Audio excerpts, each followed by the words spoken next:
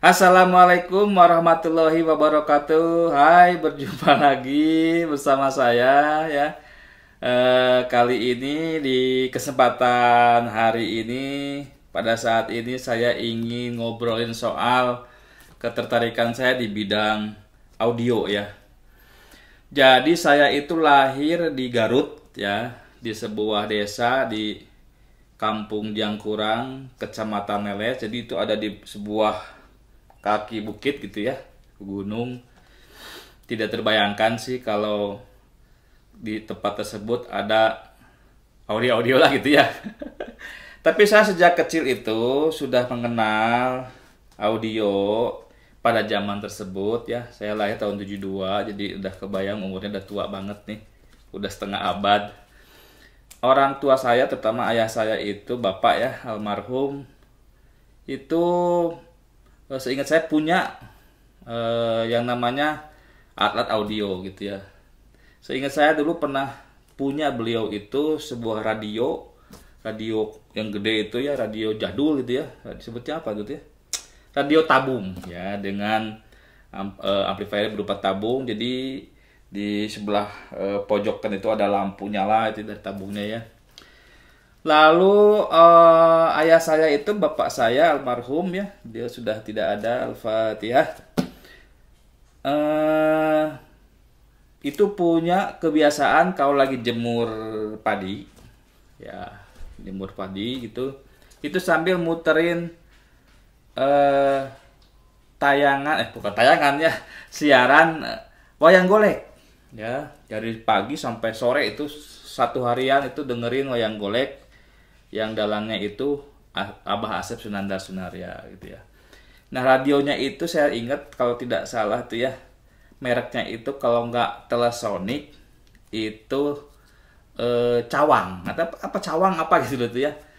Itu pakai baterai dulu, zaman dulu masih pakai baterai. Kita belum ada listrik, jadi saya masuk listrik itu pada saat saya usia ya, SMA kelas 2 lah gitu ya. Jadi kebayang lah, bener-bener itu kampung banget gitu ya. Saya SMA itu kan lulus tahun 90, berarti 88 lah ya mungkin ya masuk listrik itu di desa saya. Itu ada yang suka unik nih, jadi kalau baterainya habis tuh suka dijemur lagi, katanya suka ada lagi itu. Jadi kita punya radionya itu yang zaman dulu, yang jadul gitu ya, pakai baterai belum ada listrik.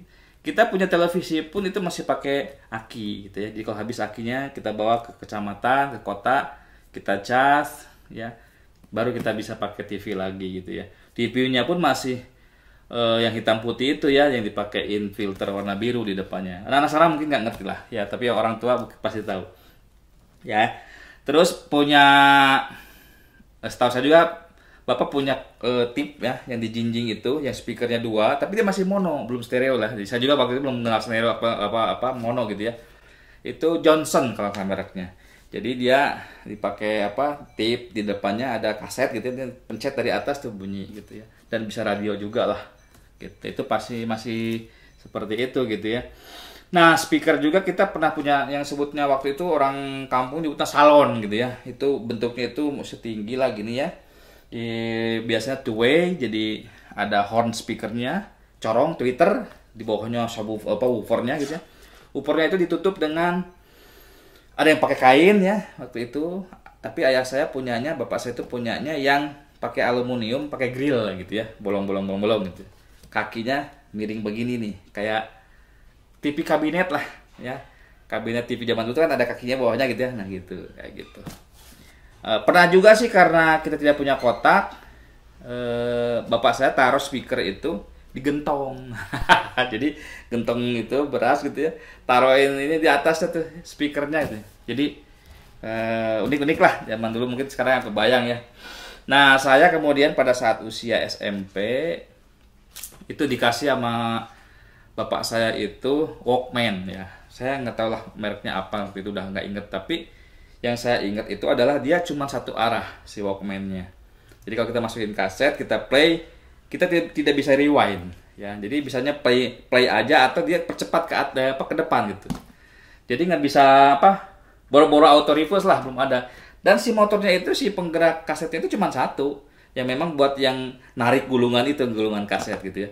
Jadi kalau habis pengen ini ya pengen ulangin ya kita balikin dulu si kasetnya, kita percepat. Jadi masukin lagi kasetnya di bak balik. Nah waktu itu saya mulai mengenal nih stereo gitu. Jadi dengerin musik itu ya kalau nggak salah sih masih kaset-kasetnya, namanya juga bapak ya, hobinya kan Sunda ya, jadi kaset Degung, kaset Kecapi Suling gitu ya. Ya beberapa ada lagu-lagu pop zaman dulu gitu ya.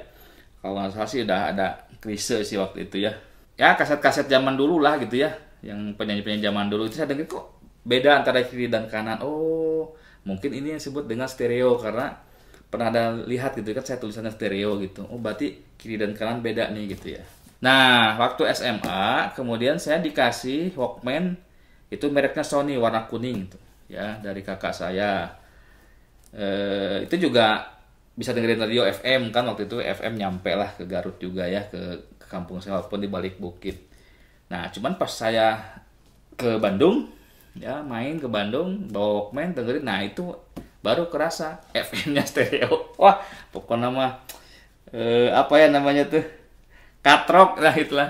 Ya kan kalau sinyal ke Garut radio nggak bisa nyampe stereonya gitu. Begitu datang ke Bandung dengerin radio di Walkman, wih stereo, gitu ya. Jadi suka itu juga ya, aduh orang teh di kampung banget gitu ya. Nah dari situ mulai lagi nambah gitu ya. Nah sebenarnya di zaman SMA SMP itu saya udah mulai juga bikin apa namanya alat audio ya, jadi suka nyolder sendiri, bikin radio, bikin apa ampli gitu ya. Nah, speaker gergaji sendiri boxnya bikin kayak gitu ya. Tapi ya seadanya lah, dan zaman itu juga lagi musim-musimnya apa intercom pakai kabel. Itu juga bikin pakai OCL waktu itu ya. Jadi waktu itu kan pakai OCL 50 watt ya. Pakai yang kelas AB ya, macam-macam nggak ngerti juga waktu itu ya. Nah, kemudian saya dapat kompo yang menurut saya udah canggih waktu itu ya. Sony FH313. Ah, itu masih ingat tuh. Itu dibawa sama kakak saya yang kalau saya udah beres kuliahnya di IPB, jadi bawa ke Garut, disimpan di Garut. Itu di situ saya dapat ini speaker, ini kompo keren banget gitu ya. Tetap kaset, tapi belum ada CD, kaset dan tuner FM gitu ya. Nah, kiri kanan ininya ada equalizernya ya 5 band gitu, dan biasa pada saat itu masangnya V. Jadi bass naikin ke atas, treble naik ke atas, frekuensi tengah saya cut ke bawah gitu ya.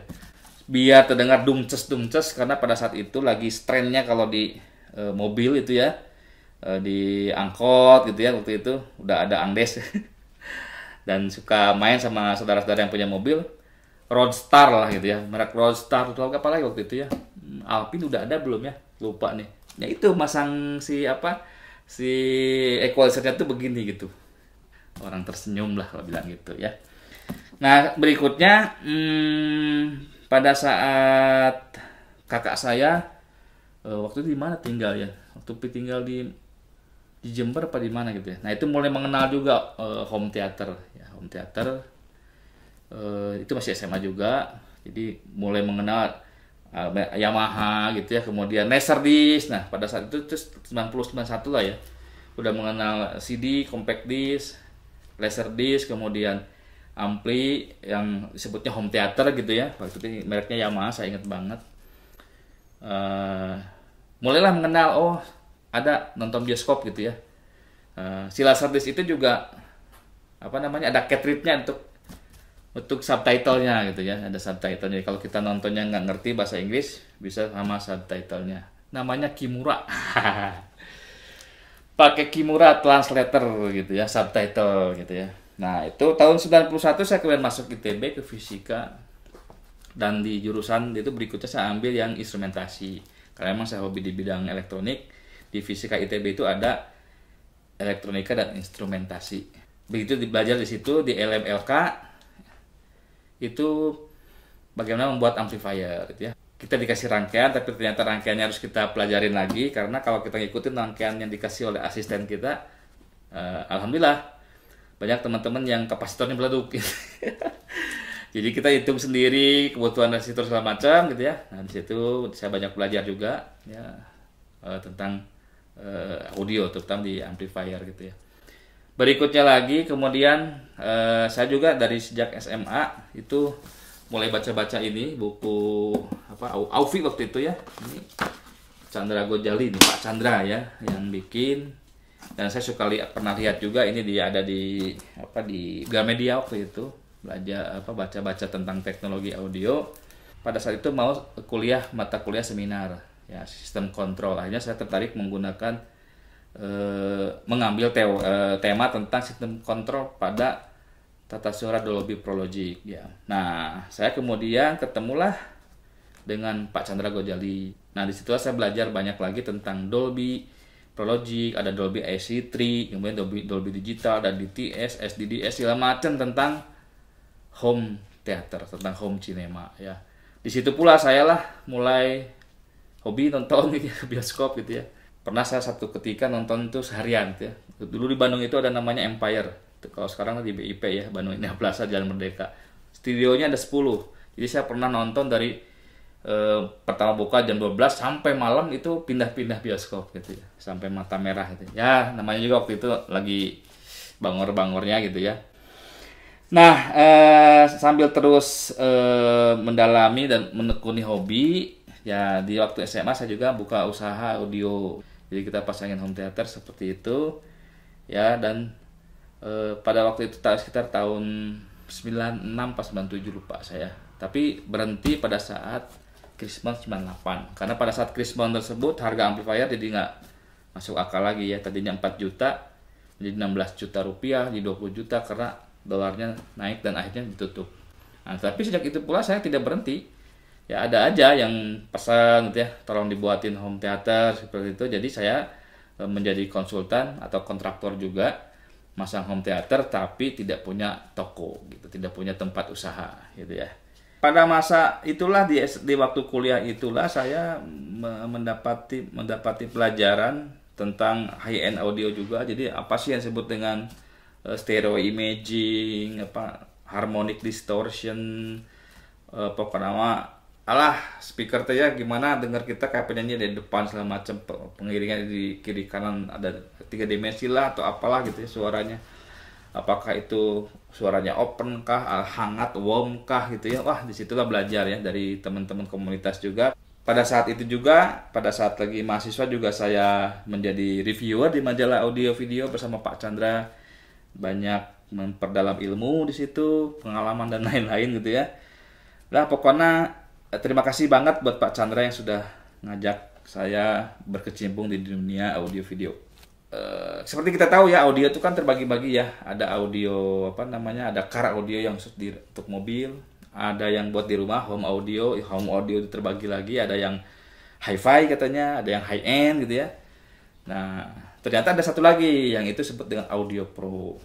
Nah, saya pada saat itu tidak terlalu tertarik sama audio pro karena buat saya waktu itu apa ya seperti di konten sebelumnya ya mainnya tidak-tidak aja lah gitu ya. Tapi kalau high end kan kita main detail segala macam lah gitu ya, stereo imagingnya kayak gimana. Kadang-kala kalau audio pro itu live itu kan kadang-kala yang mono juga suaranya gitu ya. Nah pada tahun 2000 kalau saya 2008 gitu ya, 2008. Nah saya mendirikan bersama kakak saya mendirikan PTE Musik Indonesia. Waktu itu RBT lagi rame-ramenya ya. Jadi kita sempat menjadi label ya untuk beberapa artis gitu ya. Orbitin artis gitu ya. Nah, di situ saya belajar tentang audio pro ya, terutama untuk studio recording. Sebenarnya di sebelum-sebelumnya waktu zaman di audio apa? Waktu saya masih di home theater, tetangga sebelah itu gitu ya. Itu ada studio rekaman. Saya mengamati waktu masih pakai ada yang pakai reel ya, open reel, kemudian beralih menjadi pakai VHS, adapt gitu ya. Dan kemudian digital pakai hard disk. Nah, banyak, tapi nggak terlalu tertarik gitu. Nah, pada saat di e-musik itu saya harus punya perusahaan, harus punya studio editing. Di situ saya mencoba mempelajari audio pro gitu ya. Saya sempat ajakin temen juga yang punya IO, itu sering nanganin event-event. Jadi saya kalau di event itu biasanya ada di stage gitu ya, ada juga di FOH gitu. Jadi bareng-bareng sama operator sound dan terkadang menjadi musik director. Jadi muterin musik seperti itu ya. Dan kemudian kalau dulu di perusahaan MLM itu saya biasa muterin musik-musik untuk acara-acara seminar motivasi perusahaan MLM gitu. Jadi mengenal juga lah menjadi DJ-DJ-an gitu istilahnya ya, DJ-DJ-an, walaupun saya juga punya alat DJ sama macam, tapi tidak digunakan untuk ini, hanya sekedar hobi aja gitu ya. Kemudian di tahun kemarin ya, di 2017, 2018, 2019 lah, di 3 tahun itu saya pas mendirikan sama teman-teman komunitas biker hijrah gitu ya, Muslim Biker United. Jadi lebih sering ke masjid lah. Jadi lebih sering ke masjid. Nah, mulai di situ ya bukan artinya dari dulu nggak sering ke masjid ya. Kan menjadi perhatian tersendiri setelah kita memahami pentingnya masjid gitu ya. Saya suka memikirkan ini kenapa kok soundnya seperti ini gitu ya. Feedback, merosot, cempreng lah, terutama dalam hal akustiknya. Gaungnya sangat mengganggu seperti dan lain-lain ya. Suatu ketika di 2019 kalau saya 2018 ya, 2019 lah, ada satu pelatihan ya tentang sound system masjid ya di Cihamplas. Waktu itu kalau nggak salah yang ngadain itu Kang Yudi lah, kalau satu ya, arsitek, kalau satu Kang Yudi ngadain. Saya ikut mempelajari, orang menyampaikan tentang sound system masjid, tapi ya jujurnya saya masih belum puas gitu ya. Dan alhamdulillah juga kemudian tak lama berselang pihak teknik fisika ITB itu ngadain juga pelatihan sound system masjid. Saya ikut hadir sampai peserta, menimba ilmu juga di situ dari Pak Joko, kemudian dari Mas Nanu gitu ya.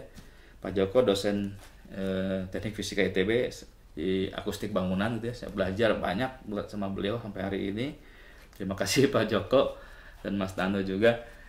Kemudian saya bekerja sama Salman ITB bersama dengan membawa komunitas Muslim Biker United itu ngadain pelatihan sound system akustik dan sound system untuk masjid ya. Jadi pesertanya itu para pengurus DKM, marbot dan teknisi untuk masjid. Alhamdulillah kemudian kita sampai 3 kali ngadain pelatihan. Nah, ya seperti biasa mungkin karena merasa butuh bantuan, beberapa masjid kemudian meminta bantuan saya untuk memasangkan atau menata sound system masjidnya gitu ya. Akhirnya saya juga nyemplung juga lah, tadinya hanya ngurusin home theater ya awal-awal gitu ya, sekarang mencoba mengurusi sound system masjid gitu ya.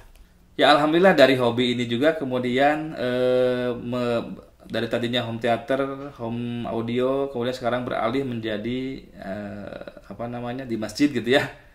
Alhamdulillah banyak sekali hal-hal yang bisa saya dapat, pengalaman-pengalaman yang luar biasa gitu ya. Kedepannya saya ingin terus fokus di bidang penataan sound system masjid ini, karena masjid di Indonesia itu lumayan besar, banyak gitu ya, hampir 800.000, dan yang rata-rata itu bermasalah dalam hal bidang sound systemnya gitu ya. Masjid megah, miliaran rupiah, indah sekali ya, lantai semua dinding mewah, tetapi sound systemnya suaranya amburadul.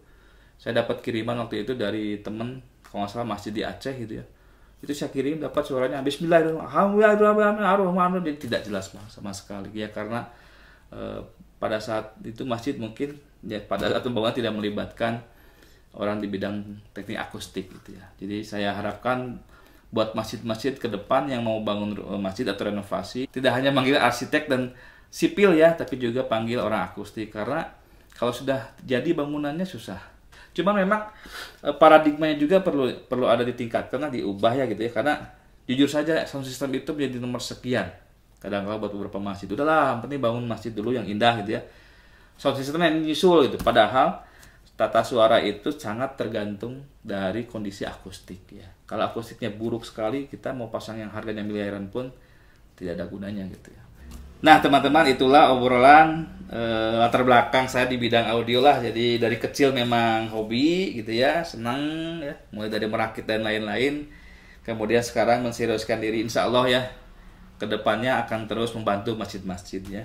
Saya udah meniatkan diri sampai kemudian mungkin sudah tidak bisa lagi berkarya, saya akan tetap membantu masjid-masjid untuk mendapatkan tata suara yang terbaik ya. Karena insya Allah mohon doanya di situ adalah salah satu ladang saya untuk mungkin kalau boleh Allah tetapkan sebagai amal ya, insya Allah saya mohon kepada Allah menjadi catatan amal saya nanti. Dan saya mohon mungkin teman-teman DKM, pengurus-pengurus masjid ya, yang udah pernah bertanya, pernah meminta bantuan jasa saya gitu ya, menjadi saksi bahwa saya juga turut juga dalam dalam dakwah ini gitu ya, dalam ibadah ini gitu, memperbaiki tata suara masjid. Oke teman-teman, mungkin cukup sampai di sini dulu obrol-obrol kita pada hari ini. Semoga ada guna dan manfaatnya. Terima kasih. Assalamualaikum warahmatullahi wabarakatuh.